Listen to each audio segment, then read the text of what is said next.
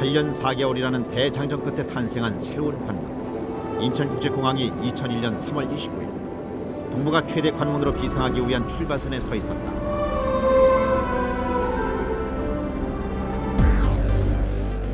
공항의 개항은 그 나라의 위상을 결정지을 만큼 중대한 일이다. 미국의 뉴덴버 공항은 시스템의 오류로 인해 개항을 1년이나 미뤄야 했다. 중개무역 국가인 홍콩의 칭납쿠 공항 또한 수화물 처리 시스템의 오류로 개항에 실패해 자국에 막대한 경제적 손실을 입었다.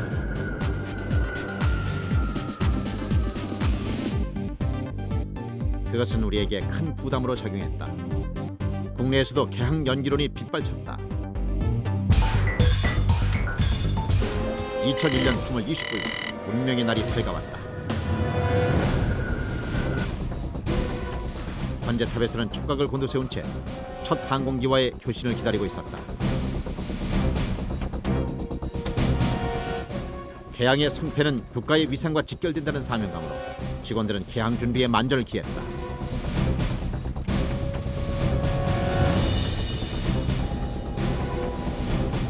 드디어 착륙할 항공기가 레이더에 잡혔다. 그리고 첫 교신. 인천타워 에이셔나 343 with you. Agent 342, descent 3,500. Expect ILS team on A33 Royal Approach. Roger, descent to 3,500, direction 3423. Agent 3423, Incheon Tower, continue approach, wind calm, clear on A33 right. Roger, wind calm, clear trend on A331, direction 3423. 드디어 새벽 어둠을 뚫고 항공기가 호수에 안착했다. 그러나 아직 성공을 예단하기엔 일렀다. 승객과 수화물이 안전하게 공항을 떠날 때까지 한시도 긴장을 늦춰서는 안 된다. 통제실에서는 공항 곳곳의 진행 상황을 주시했다. 여객의 이동과 수화물의 분류가 원활하게 이루어졌다.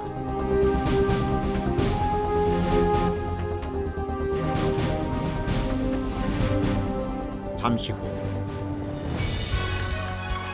한치의 혼란도 없이 여객들이 입국장을 통해 빠져나오기 시작했다. 세계로 향하는 우리의 새로운 관문이 성공적으로 열린 것이다. 성공적으로 첫 비행기가 도착을 하고 그다음에 성공적인 그 수화물 분류가 됐을 때에는 정말 무어라 이제 형언할 수 없는 그런 뿌듯한 마음. 정말로 이렇게 그 공항을 좋은 공항을 우리가 건설했다는 거 상당히 하나님한테 감사하게 생각합니다. 감히 누구도 장담할 수 없었던 인천국제공항의 성공적인 개항. 동북아 최대 관문을 향한 바다 위의 신화가 완성되는 순간이었다.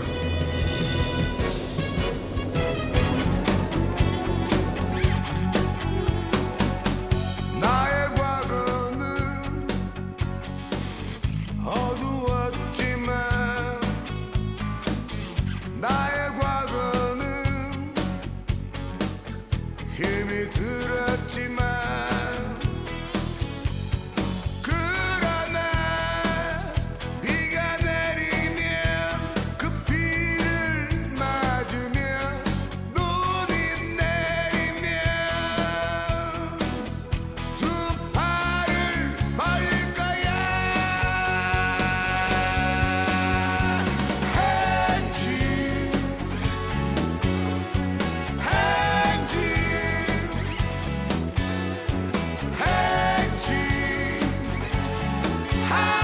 거야. 행진하는 거야.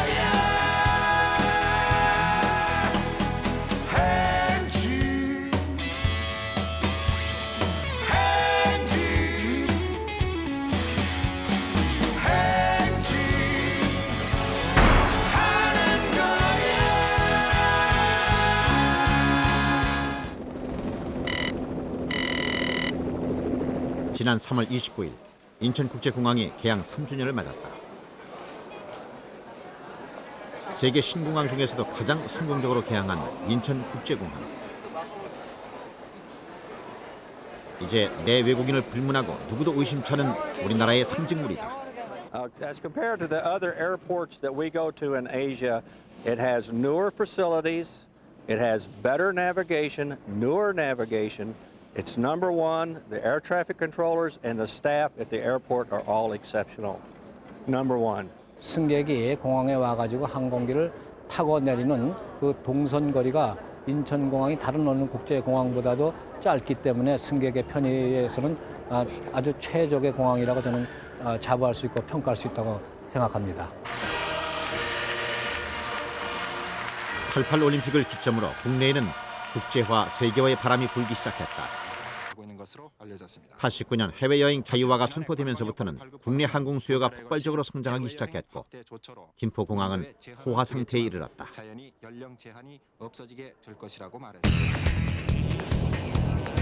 항공시장의 성장은 세계적인 추세로 10년간 약 7%씩 꾸준히 증가하고 있다. 그런데 우리나라는 89년을 기점으로 국제 여객 13%, 국내 여객 30%의 급격한 성장률을 기록했다. 세계 항공시장의 성장률을 훨씬 웃도는 수치였다. 80년대 후반, 해외 곳곳에서는 세계 항공 수요를 선점하기 위해 신공항 건설에 뛰어들었다.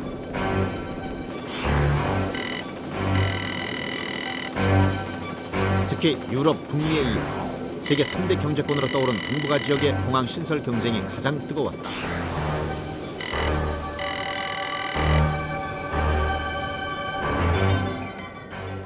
신공항의 건설은 우리에게도 더 이상은 미룰 수 없는 절대 과제였다. 1989년 3월 신공항 건설 추진위원회가 구성됐다. 그 사령탑에 강동석이 있었다.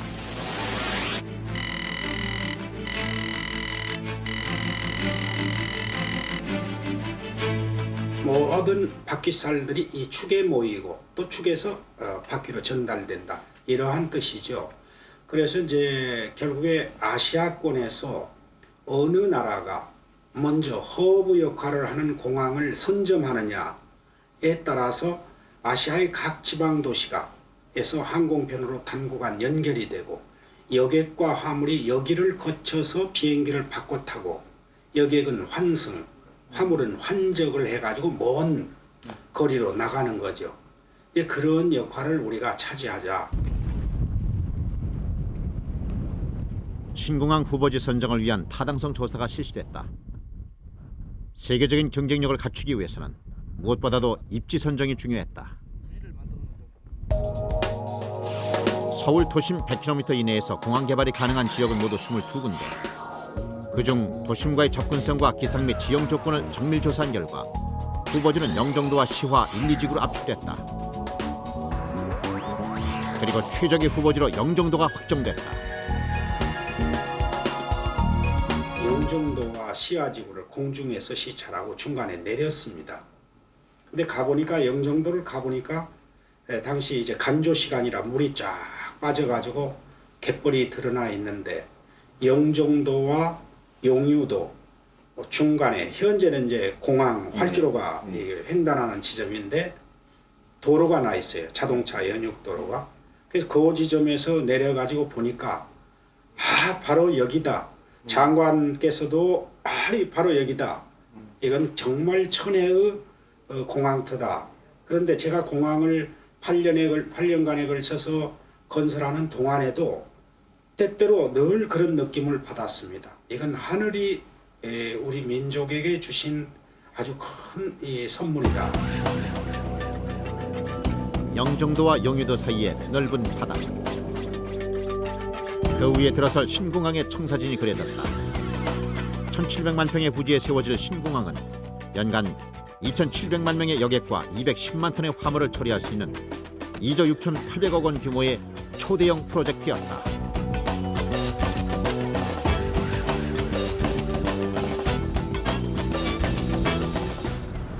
본격적인 건설은 공항 부지의 경계선을 긋는 방조제 공사로 시작됐다. 현장 소장은 박용훈이었다.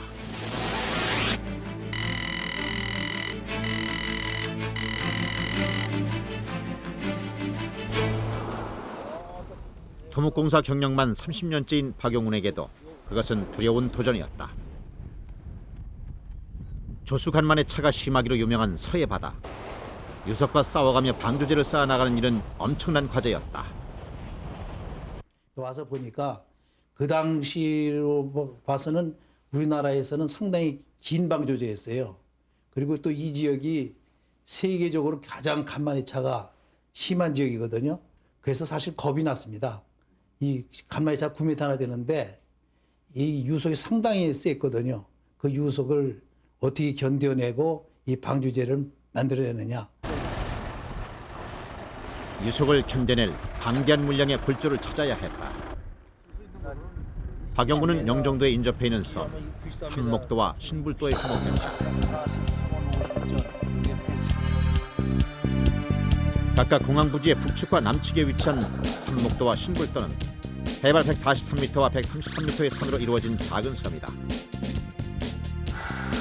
그러나 항공기가 이착륙하는 항로에는 해발 50m 이상의 장애물이 있어서는 안 된다.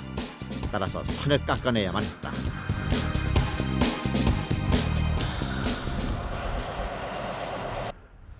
발파!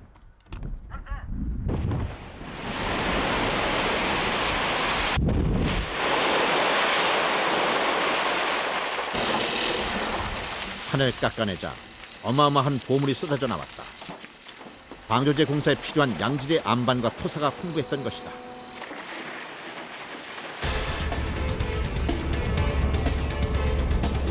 깎여진 산에서 나온 흙더미를 쉴 새 없이 나르기 시작했다. 그 흙더미들을 바다에 쏟아부어 물길을 조금씩 막아나갔다.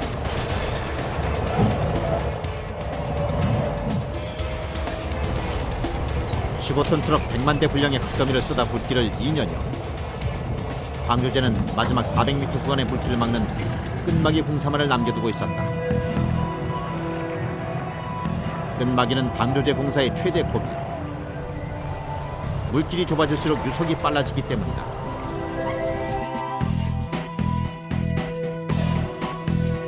초당 4m의 빠른 유속. 자칫하면 쌓아놓은 방조제마저 물살에 쓸려나갈 수 있는 상황이었다. 박영우는 치밀한 계획을 세웠다. 10월 29일 오전 10시 방조제의 양쪽으로 15톤 트럭 200여 대가 늘어섰다.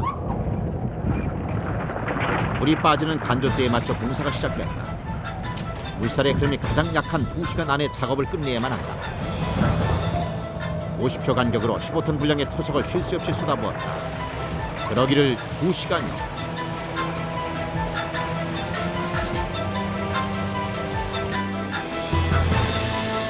드디어 물길이 막혔다.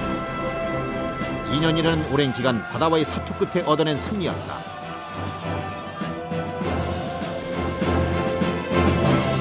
영종도와 용유도 사이 바다 위에 남측 6.1km, 북측 7.3km의 경계선이 그어졌다. 이로써 신공항 부지의 윤곽이 뚜렷이 드러났다. 정말 우리나라에서 이 간만이차 9m 시가 이렇게 심한 지역을 막아본 건 이쪽 지역이 처음입니다. 그러니까 그동안의 노고가 한순간에 다 사그라지는 것 같고 기술자로서 아주 너무 기쁘고 그래가지고 사실 그날 저녁은 밤잠도 제대로 못 잤어요. 방조제의 완공으로 마련된 1,700만 평의 부지. 그중 1,400만 평의 갯벌에 평균 5m 두께의 흙을 쌓아 육지화시켜야 한다. 그리고 공항이 들어설 수 있는 단단한 지반으로 만들어야 한다.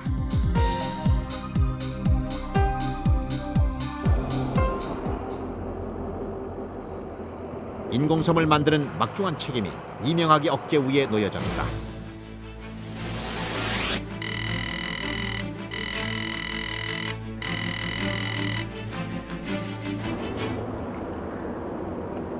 부지 조성에 적합한 메리토는 모래였다. 질 좋은 모래를 구하는 것이 급선무.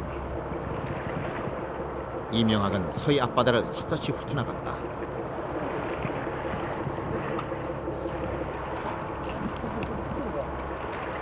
해상거리 약 10km 지점에서 부지 매립에 적합한 재질의 모래를 찾아냈다.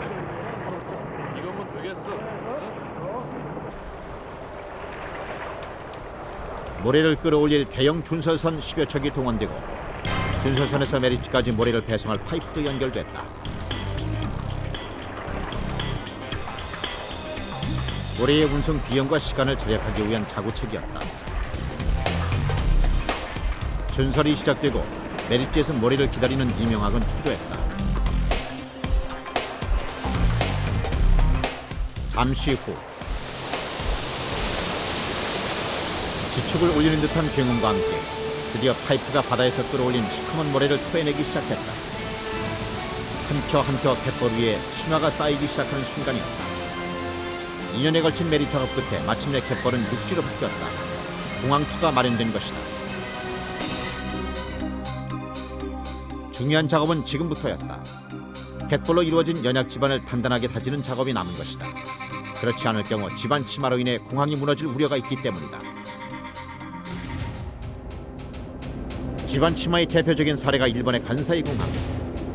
18m 깊이의 바다를 메운 거대한 인공섬에 세워진 간사이 공항은 지반 개량 실패로 1년에 1cm씩 가라앉고 있다. 그래서 마치 기울어진 가구 아래 받침을 고이듯 심화되는 높이만큼 철판을 고여 공항을 지탱하고 있는 실정이다. 간사이 공항 부지의 연하층 두께는 약 18m. 이에 비해 인천공항은 평균 5m에 불과하다. 이는 인천공항 부지의 우수성을 말해주는 것이다.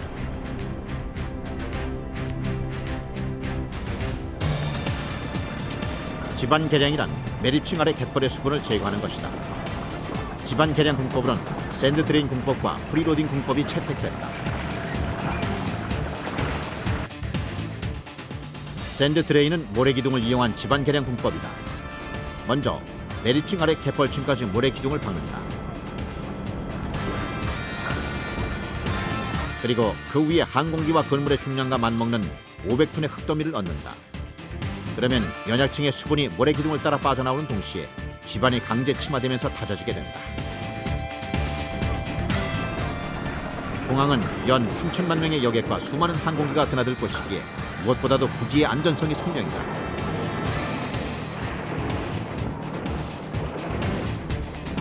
부지 구석구석까지 프리로딩을 옮겨가며 지반을 타져나간다. 첫삽을 뜬 지 5년. 드디어 서해 바다 위에 1700만 평의 거대한 인공섬이 펼쳐졌다.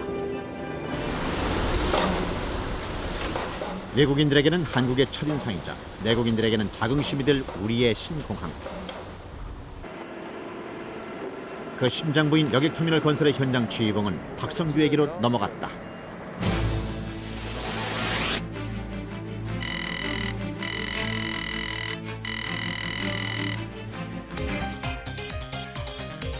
여객터미널 디자인은 21세기 세계로 뻗어가는 진취적이고 역동적인 나라 한국, 그리고 최첨단 공항이라는 이미지를 상징화했다. 거기에 국선미를 살려 한국의 전통미를 더했다. 신공항의 여객터미널은 국내 건축 사상 최대 규모의 건설 프로젝트. 당시 국내 유수의 건설 회사들이 이 사업에 참여했다. 150여 개나 되는 시공업체들 간의 조화도 문제였지만 무엇보다 근로자들의 안전사고와 시공 품질에 대한 우려가 컸다. 이를 위해 시공업체 실명제를 도입했다. 박성규는 수시로 현장을 돌아다니며 안전사고와 시공 품질을 점검했다. 문제가 발생할 경우 해당 공사의 깃발을 한 달간 내리게 했다.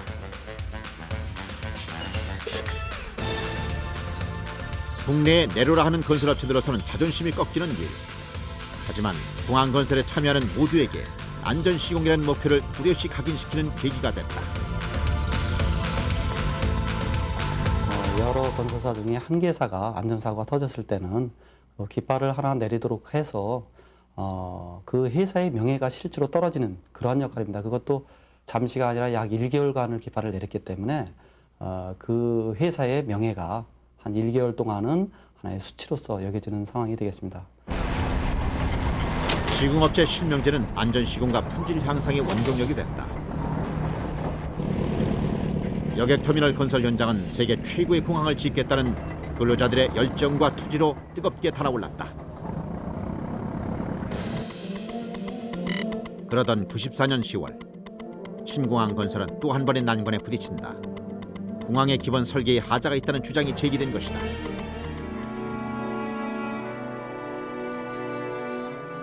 난제였다. 국가 100년 대계로 온 국민의 관심이 쏠려 있는 대규모 국책 사업. 기본 계획을 변경할 경우 여론의 질타를 피할 수 없을 것이다. 각계 전문가들의 의견을 수렴하기 위한 사흘간의 공개 토론회가 열렸다. 그 결과 현재 계획대로 공항을 지을 경우 개항하자마자 인천공항은 포화 상태에 이를 것이라는 결론이 내려졌다. 이제 더 이상 망설일 이유가 없었다. 강동석 사장은 기본 계획의 재검토를 결정했다. 기본 계획을 변경하면 돈이 그만큼 많이 들게 되거든요. 또 공기 연장도 불가피한 면이 있습니다. 왜냐하면 이 규모가 커지면은 설계 내용이 달라지는 겁니다. 양적으로만 달라지는 게 아니고 질적으로 달라지죠. 그래서 많은 부분이 일시적으로 이제 중단이 되니까 그 유휴 인력이 생기고 상당한 문제점이 있었습니다. 그것을 이제 이해를 시키고 설득을 시키고 이게 더 좋은 공항을 만들기 위해서 하는 일이지 않느냐. 공항 전문기관의 자문을 바탕으로 기본 계획을 정밀 검토하고 문제점을 고안하는 데 꼬박 1년이 걸렸다. 수정된 기본 계획은 훗날 항공 수요의 증가에도 탄력적이고 유연하게 대처할 수 있도록 계획됐다. 여객 터미널의 규모를 2배로 늘리고 활주로도 1개 더 추가됐다. 그리고 신불도 지역을 활용하기로 했던 교통센터도 신설하기로 했다.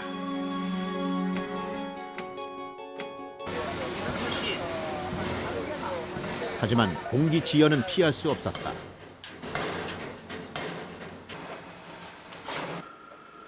늦어진 공사 기간을 따라잡기 위해 설계와 시공을 동시 진행하는 패스트트랙 공법이 도입됐다. 이 경우 공기 단축과 함께 현장에서 발생하는 문제를 설계에 즉시 반영할 수 있다. 요거를 한번 합시다. 우리가 지금 이제 수력 사이포닉 드레인이 기본적으로 묻혀 있는 가운데 내농에서 물은 나오는데 그 패스트트랙 방법에 있어서의 단점은 있습니다. 그 설계를 하면서 시공을 하는 과정에 사업비 증가 요인이라든가 아니면은 그 시공을 잘못했을 그러한 사례도 발생할 수 있습니다. 그러한 단점들을 보완하기 위해서 우리 공사 그리고 시공사, 발주자 그리고 설계사가 통합팀을 구성해서 현장에 상주하면서 현장 상황과 기술 여건을 상시로 파악해가면서 즉시 설계 변경 조치해야 될 사항은 변경 조치해주고 그리고 시공에 앞서 설계의 문제점을 미리 확인하는 작업이 진행됐다. 3차원 시뮬레이션과 100분의 1 크기의 축소 모형까지 제작해 설계상의 오류들을 고쳐나갔다.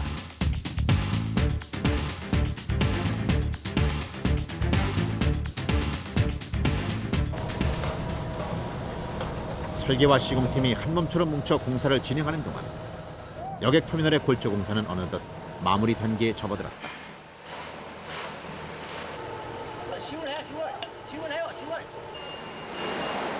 이제 지붕 골조만 남겨둔 상태. 지붕 골조 공사에는 리프트업 공법을 도입했다. 리프트업 공법은 지상에서 조립된 지붕 골조를 기계를 이용해 공중으로 밀어 올리는 공법이다.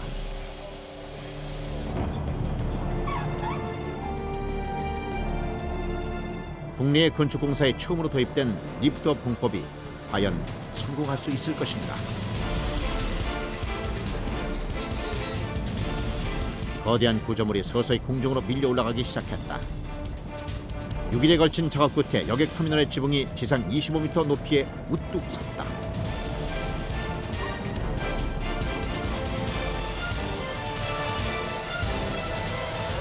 교통센터의 시공에도 최첨단 슬라이딩 공법이 도입됐다. 왼쪽 104, 오른쪽 108 psi입니다. 슬라이딩 공법은 대형 트러스를 지상에서 조립한 뒤 구조물을 레일 위에 올려 정해진 위치까지 수평으로 이동시키는 공법이다. 철저한 계획과 첨단 공법으로 건설된 인천국제공항. 이것은 국내 건설사의 새로운 지평을 열어나가는 과정이었다.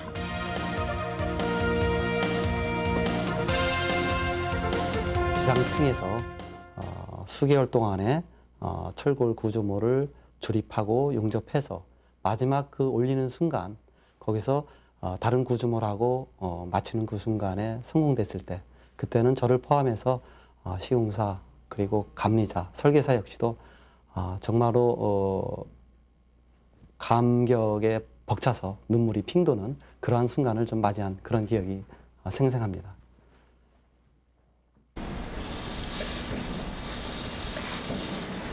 공항 시설물들이 속속 마무리돼가던 그 무렵 활주로와 계류장의 포장 공사도 완료 단계에 있었다.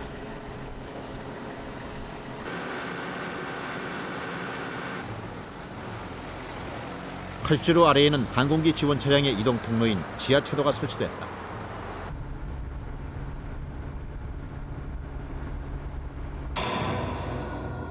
그런데 99년 3월 언론으로부터 충격적인 보도가 터져나왔다. 지하차도가 심각한 누수 현상을 보인다는 것이다.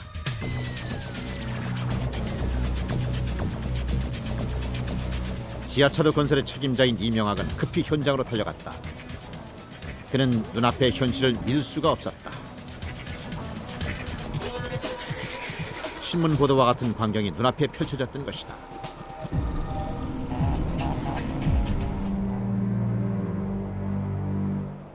이명학 부장은 순간 눈앞이 캄캄했다. 맛을 본 결과 지하차도로 새어나온 것은 염분이 포함된 바닷물이었다.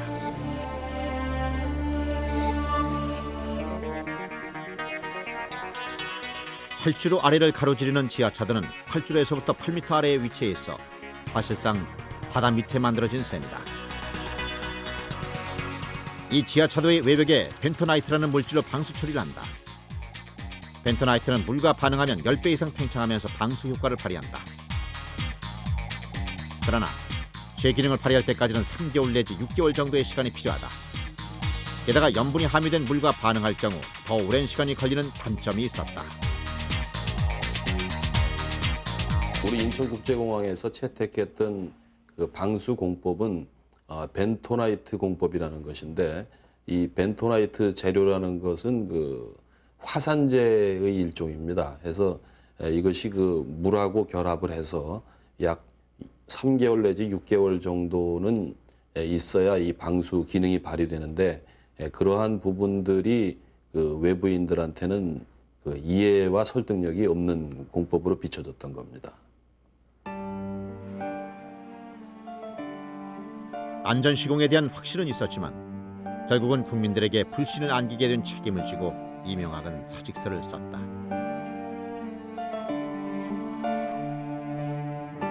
신공항 사업의 기획 단계부터 참여했던 그로서는 참담할 수밖에 없었다.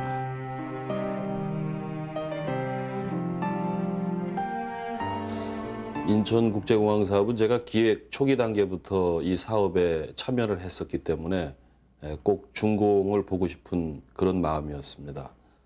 다만 이제 중간에 현장을 떠나면서는 저를 그동안 도와줬던 모든 직원들이 이 사업을 충분히 해낼 수 있으리라는 그런 그 마음도 있었고 해서 비교적 가벼운 마음으로 떠나게 됐습니다만은 결국 제가 여기서 비행기를 이륙시키지 못했다는 그런 아쉬움이 남습니다. 당시 신공항 건설은 온 국민의 관심사였던지라 그만큼 파장도 컸다. 공항 측에서는 균열 부위를 보수한 뒤 방수 효과를 검증받기 위해 일본의 전문기관에 안전 진단을 의뢰했다.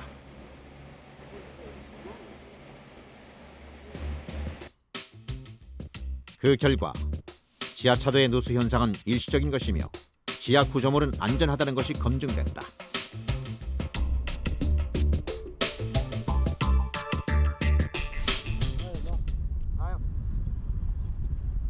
공항 건설도 바야흐로 막바지를 향해 치닫고 있었다. 최고의 공항을 짓기 위해 앞만 보고 달려온 근로자들은 유정의 미를 거두고자 끝까지 최선을 다했다.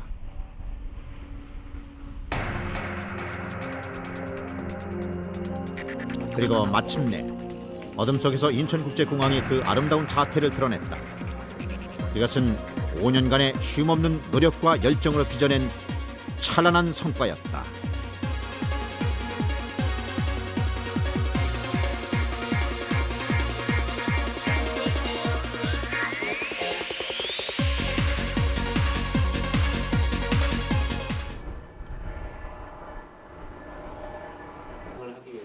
개항을 1년 반 정도 남겨두고 개항 준비팀이 구성됐다.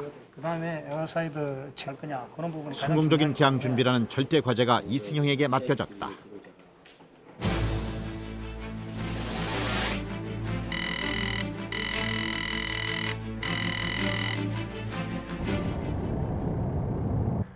무거운 과제를 떠안은 이승영은 홍콩으로 향했다. 실패의 전철이 있는 칡납코 공항의 사례를 분석하고 개항에 관한 노하우를 얻어오기 위해서였다.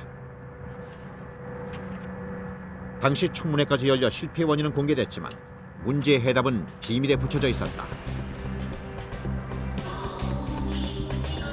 칡납코 공항은 개항 당일 수화물 처리 시스템의 고장을 일으켜 개항 실패라는 오점을 남겼다. 중개무역 국가인 홍콩은 30억 달러의 막대한 경제적 손실을 입었고 국제적 위상에도 심각한 타격을 받았다.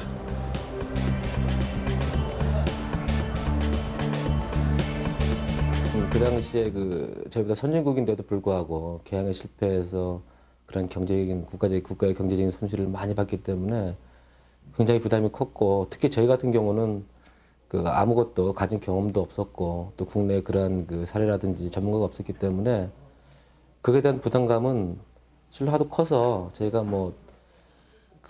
밤새 잠 못 이루고 일을 어떻게 하나 하는 그런 생각에. 홍콩에 도착한 이승영은 무작정 칡납코 공항 본사로 찾아갔다. 그리고 시스템 운영 사례를 벤치마킹할 수 있도록 도와달라고 요청했다. 그러나 공항 측에서는 팜플렛만 건넬 뿐 개항 과정에 관한 자료는 내줄 수 없다는 대답만 되풀이했다.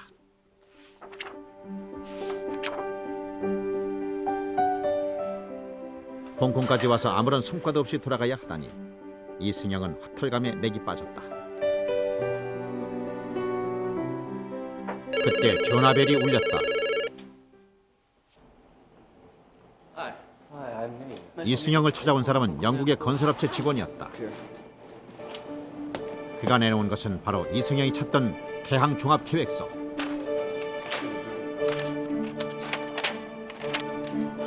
그런데 계획서를 펼치자마자 영국인은 책을 도로 걷어갔다. 무리한 대가를 요구했던 것이다. 결국 모든 것을 우리 스스로 해결할 수밖에 없었다. 그때는 진짜 참 막막하고 실망감이 굉장히 컸습니다. 근데 이제 개항 날짜는 다가오게 되어 있고 또 개항 준비라는 것이 피할 수 없는 현실이었기 때문에 이제는 결국 우리 손으로 할 수밖에 없구나, 모든 것을. 국내에 들어온 뒤 이승영은 개항 준비팀과 함께 밤낮 없는 회의에 몰두했다. 공항을 움직이는 3만여 직원들 간의 조화와 협력 체계를 원활히 할 수 있는 완벽한 시나리오가 필요했다. 그러기 위해서는 공항의 사정을 꿰뚫어야 했다. 이승영은 공항을 돌며 각 부서별로 예측 가능한 오류 사항들과 대비책을 꼼꼼히 조사해 나갔다.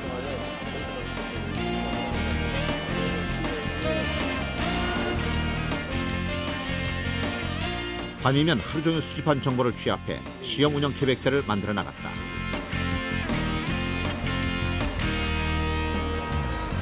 눈 붙일 여유도 없이 1년여를 매달린 끝에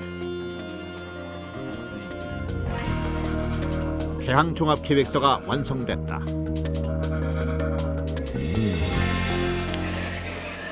계획서에 따라 시험 운영이 시작됐다. 시험 운영의 총책임자는 윤영표였다.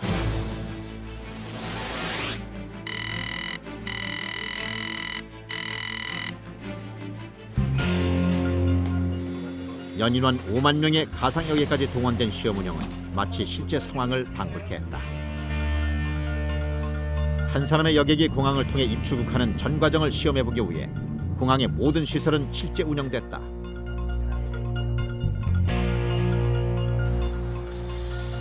만약의 사태까지도 훈련에 반영하고 그 과정에서 지적된 문제점은 즉시 개선해 나갔다. 그러한 문제점들이 많으면 많을수록 저희들한테는 더욱더 좋았던 기회로 삼고자 했던 것입니다. 왜?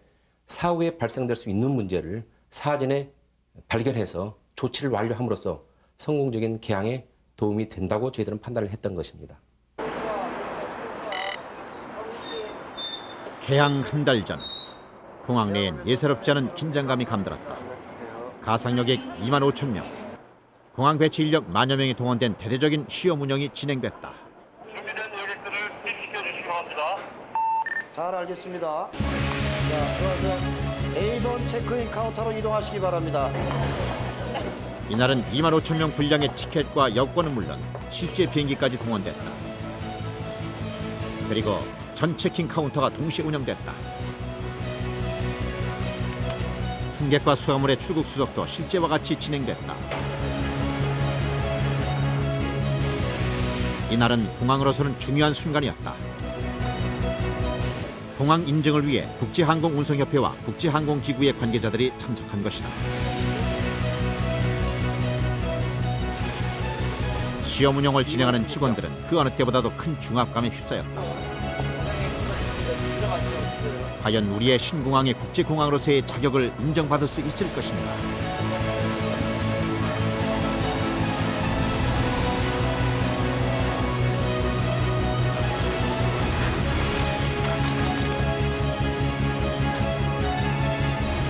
드디어 가상 여객들이 탑승한 항공기가 이륙에 성공했다. 해외 기관의 관계자들도 한국의 신공항의 감탄에 맞지 않았다. 그날 인천공항은 국제공항으로서의 자격을 당당히 인증받았다. 원활하게 승객이 처리가 되고 입출국 과정이 순조롭게 진행이 됐었기 때문에 이제는 할 수 있다는 자신을 갖게 됐고, 개항일에 개항을 해야겠다는 그런 확신을 섰습니다.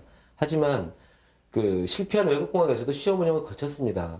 그럼에도 불구하고 실패를 했기 때문에 저희는 어떤 한치의 긴장감은 느낄 수가 없는 상황, 오히려 또 부담감은 더 커지는 느낌을 가졌었습니다. 개항이 불과 보름 앞으로 다가왔다. 기자들까지 초청된 가운데 막바지 시험 운영에 들어갔다.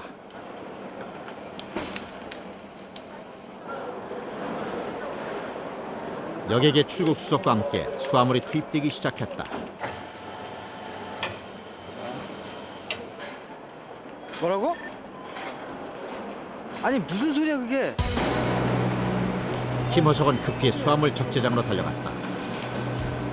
그곳에는 목적지가 확인되지 않은 수화물들이 쌓이고 있었다. 수화물마다 승객의 출국 수속과 함께 발행된 태그가 붙어 있었지만 시스템으로 수화물의 정보가 제대로 전달되지 않은 것이다.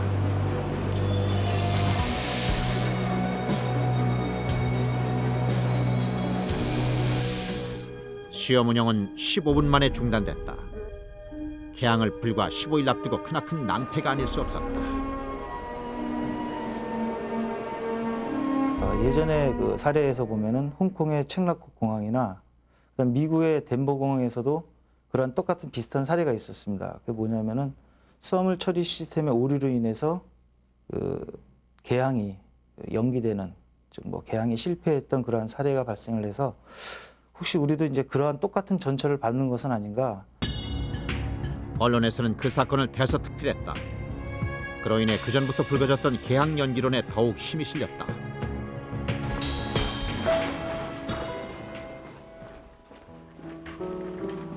강동석은 비상회의를 수집했다. 입주업체들도 문제점을 제거하고 있기 때문에 시스템적인 오류가 있을지언정 일단 개항을 내부에서도 개항에 대한 입장은 찬반 양론으로 첨예하게 대립했다. 공표에서 정해진 날짜가 있기 때문에 이거를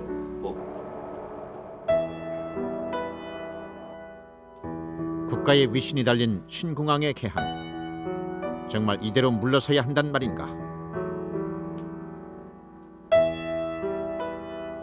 강동석은 최후의 결단을 내렸다.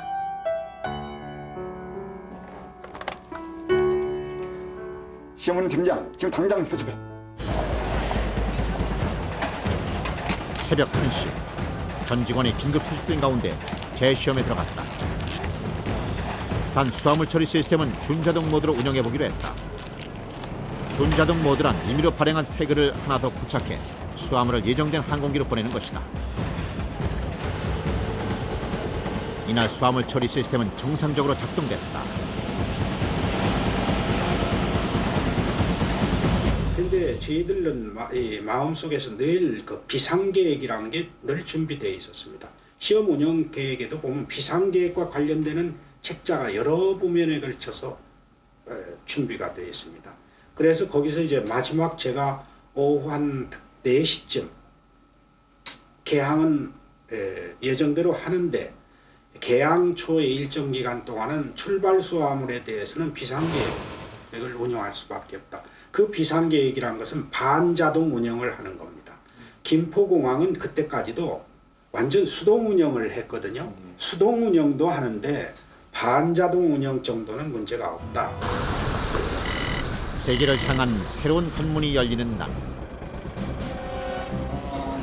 첫 항공기를 기다리는 관제사들의 표정에는 초조한 기색이 역력했다.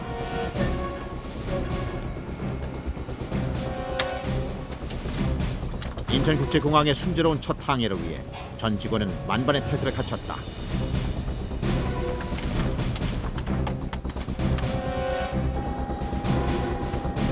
잠시 후 첫 항공기가 관제탑의 레이더에 포착됐다. 인천 타워 에이셔나 343 with you. Agent 342, descent 3,500. Expect ILS steam runway 33, Royal approach. Roger, descent to 3,500, Agent 3423. Agent 3423, Incheon Tower, continue approach, wind calm, clear runway 33, right. Roger, wind calm, clear trend, runway 33, right, Agent 3423.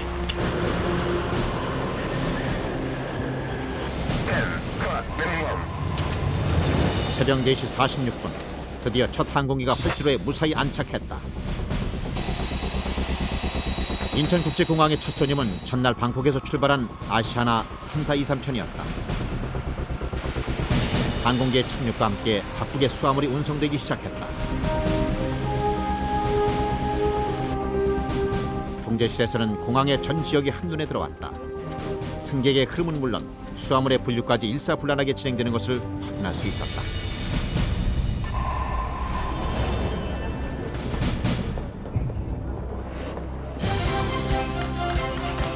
입국장을 통과한 1000여 개의 미소. 이것은 지난 8년 4개월간의 고난과 역경을 씻어내준 값진 보답이었다.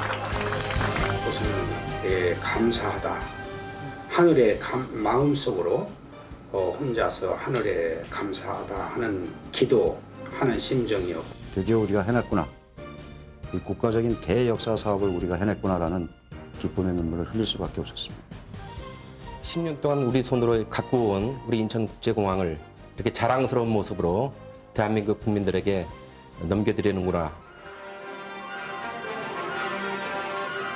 동부가 최대 관문을 향한 야심찬 도전은 성공적인 개항으로 막을 열었다. 개항 3년째 여객 운송 세계 10위. 화물처리 세계 3위의 공항으로 떠오른 인천국제공항은 세계 속에 한국의 위상을 드높인 자랑스러운 우리의 신화다.